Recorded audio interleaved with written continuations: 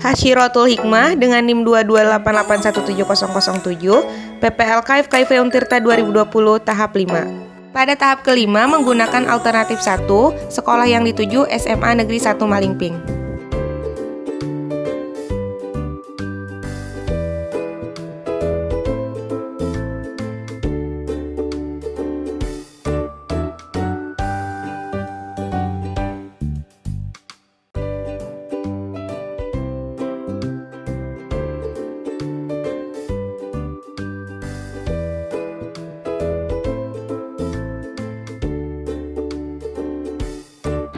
Masih semangat kan belajarnya?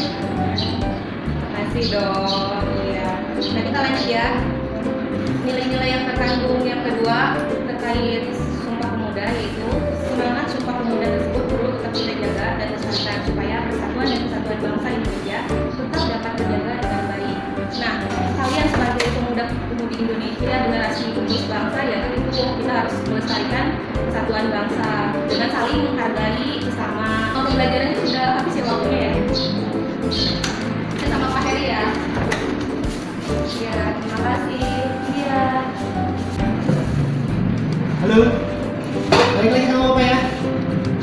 Tadi udah pada kenal semuanya. Nanti kalau kuliah ke Untirta, ketemu dengan kelas kalian.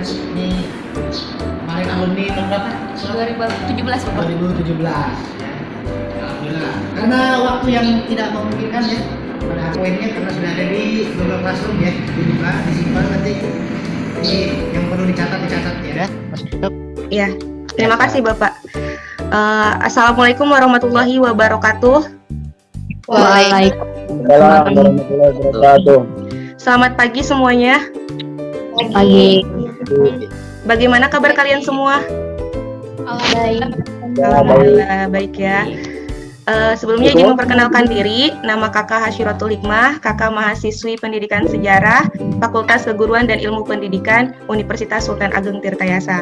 Nah, kakak sekarang sedang mengampu mata kuliah PPL di semester 7 ini. Nah, kakak juga sudah meminta izin ke Bapak Heri untuk praktik di kelas 11 IPA 1. Nah, untuk itu sebelum kita memulai pembelajaran, alangkah lebih baiknya kita berdoa terlebih dahulu. Berdoa dimulai. Berdoa selesai. Kakak minta untuk semuanya mengaktifkan kameranya ya, karena kakak juga akan menanyakan kehadiran.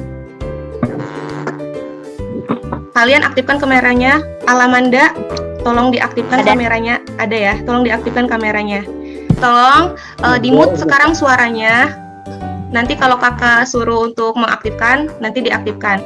Sekarang kita lanjut ke materi saja ya. Nah, kalau sekarang kita belajar mengenai pendudukan Jepang di Indonesia. Untuk kegiatan pembelajarannya, nanti kakak akan meng-share video pembelajaran. Kemudian setelah itu kakak menjelaskan materinya kembali. Habis itu dibuka sesi tanya jawab. Dan kakak meminta 2 orang untuk mereview kembali materi yang sudah dipelajari. Siap untuk belajar? Siap. Oke. Adapun kompetensi dasar dan indikator pencapaian, yaitu menganalisis sifat pendudukan Jepang dan respon bangsa Indonesia.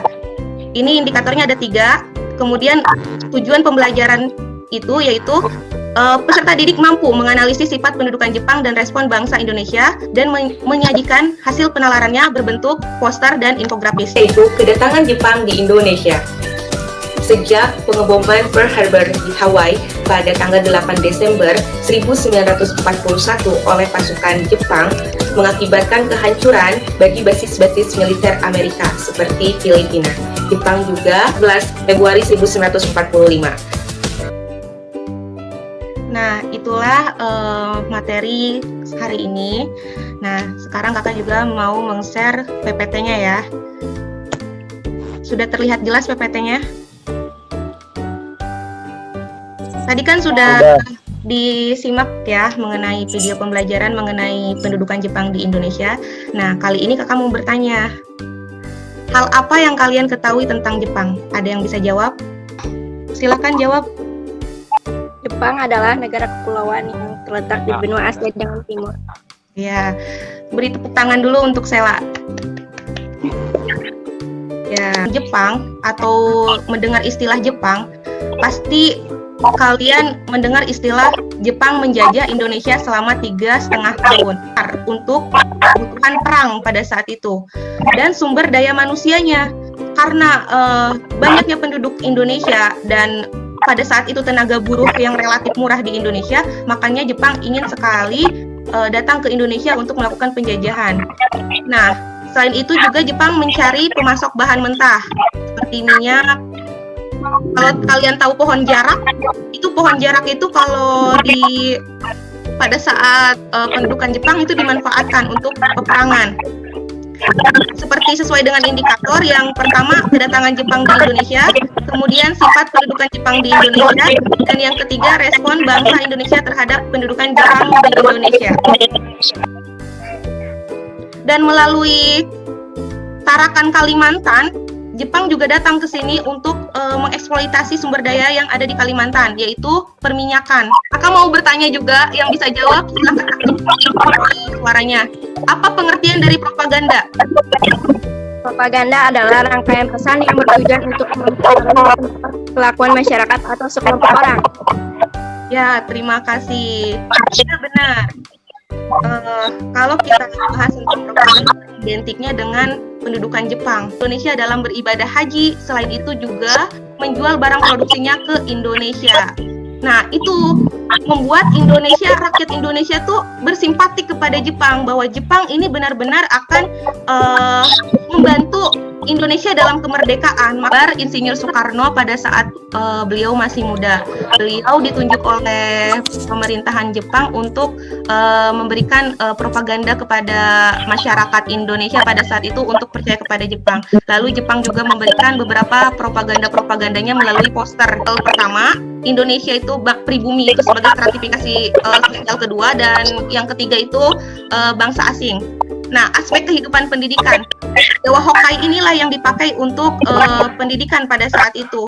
Ini jalan kereta yang dibuat oleh Romusa. Kalau kalian lihat gambar ini adalah Romusa pada saat Jepang menjajah Indonesia.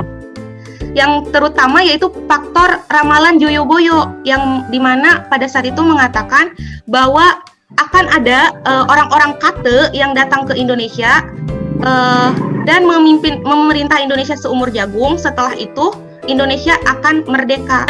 Jepang oleh sekutu yaitu bom atom. Di mana di bomnya? Ya, itu yang nantinya akan dibahas di materi selanjutnya terkait proklamasi. Siapa yang ingin bertanya? Jepang menjajah Indonesia, kan masih ada rakyat bangsa Belanda. Terus itu bangsa Belandanya gimana? Dijajah atau gimana? Ya, terima kasih. Sebelum Ibu menjawab, ada yang mau menjawab pertanyaan dari Sinta Mudilah nggak? Jepang, bangsa Belanda di pendudukan Jepang. Ada yang mau menjawab? Tidak ada. Yaudah ya, kakak jawab ya.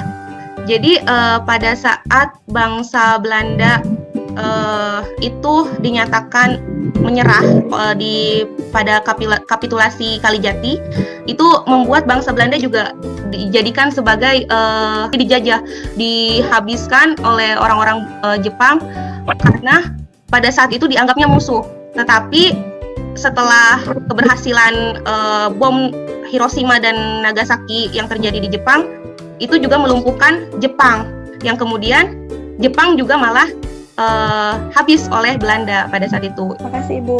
Iya, sama-sama. Ada yang ingin bertanya lagi atau sudah? Oke, Bapak masuk dulu ya. Iya, Bapak.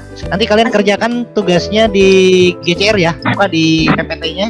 PPT yang setelah Bapak kirim di GCR, buka di sana, tugasnya kerjakan, dia akan diteruskan lagi ke kakak kalian, ke Kak Hasnotun untuk bahan laporan. Oke, cukup sekian saja pertemuan hari ini. Kurang lebihnya Bapak mohon maaf ya. Silakan tutup Hasnotun. Kalau untuk referensi buku-buku kalian bisa cari di internet untuk bahan materi yang hari ini. Kurang lebihnya kakak mohon maaf. Wabillahi taufiq wal hidayah. Wassalamualaikum warahmatullahi wabarakatuh. Waalaikumsalam. Waalaikumsalam warahmatullahi wabarakatuh.